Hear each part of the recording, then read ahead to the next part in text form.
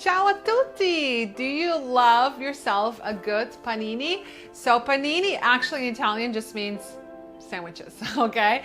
But in the US, it's like that grilled panini, that grilled sandwich that we're looking for. So I'm gonna show you how I make mine, and I'm also gonna give you my best tips to have the best panini. So let's go. So we are gonna use Panini Chef's Deluxe Grill and Griddle, and we are simply going to turn the knob to panini and hit start. And that is everything we're gonna do, okay? We don't need to do anything else. This has 2 grill plates already in here, and it actually comes with griddle plates as well.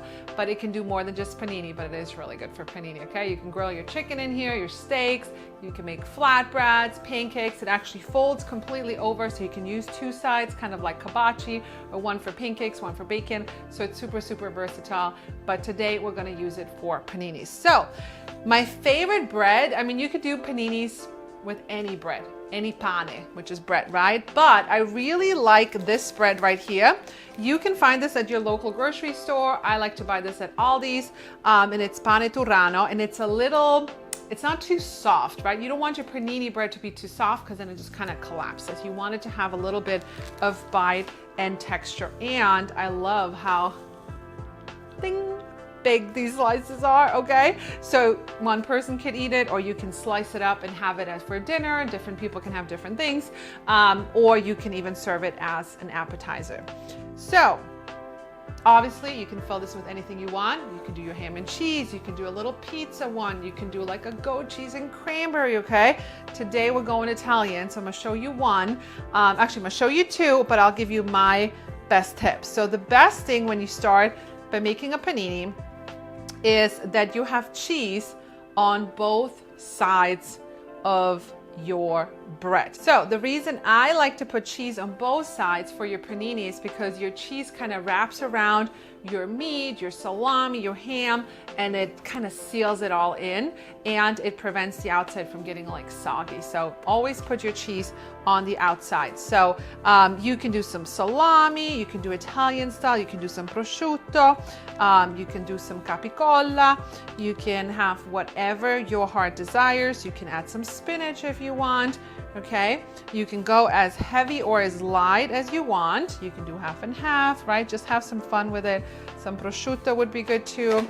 I have some of that down here as well. So, but there's more to that, okay? There's more to having the good panini. So the other one that we're gonna do is tomato and mozzarella. So we're gonna slice this tomato so we get perfect even slices. We're gonna use Panini Chef's quick slice, all right? It's perfect for that, and it's very sharp so it doesn't squish your tomato. Just make sure you don't have like a tomato that's been sitting in your fridge for like 3 weeks, you know?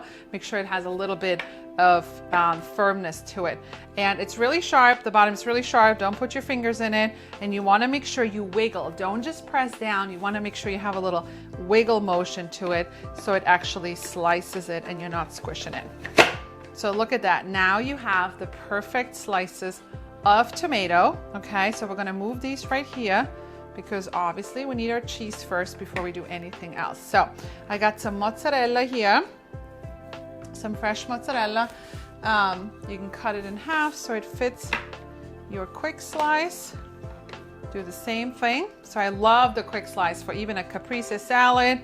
It's great for avocados, cucumbers, strawberries, right? Anything like that. So all right, so let's assemble our caprese panini.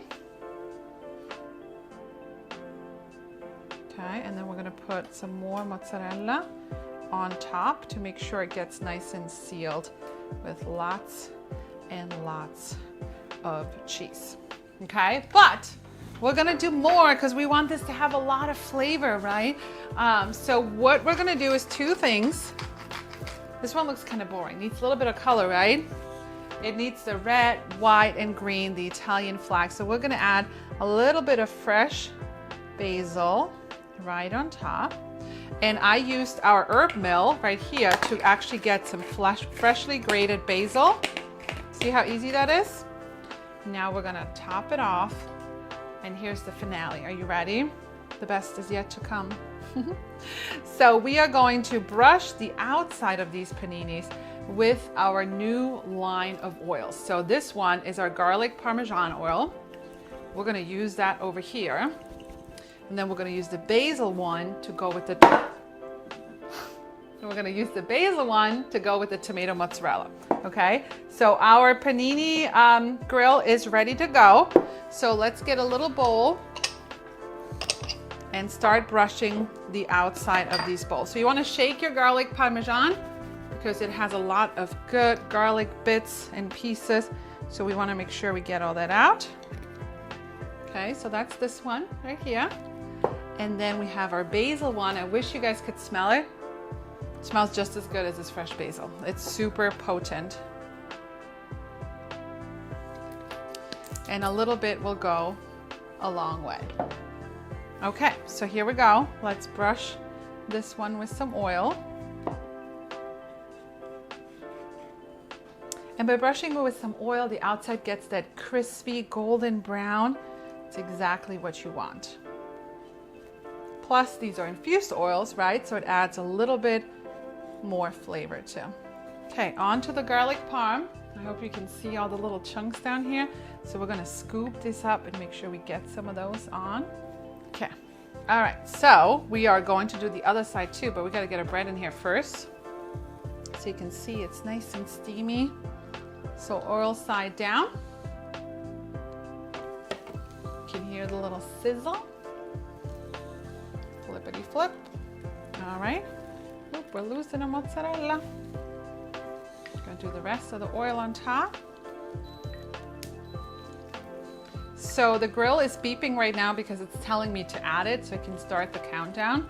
And I will, once I'm completely ready, I will add it. So what would you put in your panini? What's your favorite topping?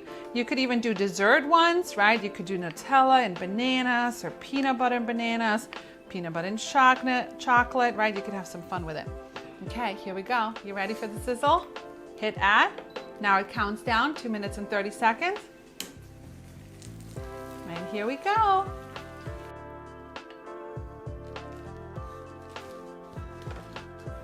All right, we are back. 2 minutes and 30 seconds.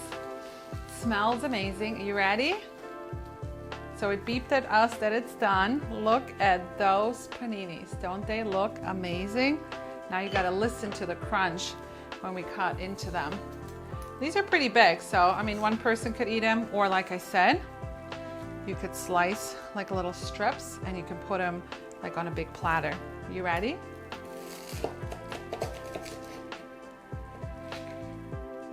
Look at that. So I like to make smaller pieces and different types of paninis so everybody can try a different piece. So your next panini, try this method and let me know how you like them. So thanks for tuning in. Don't forget to hit subscribe on YouTube. Appreciate you guys. Ciao, ciao.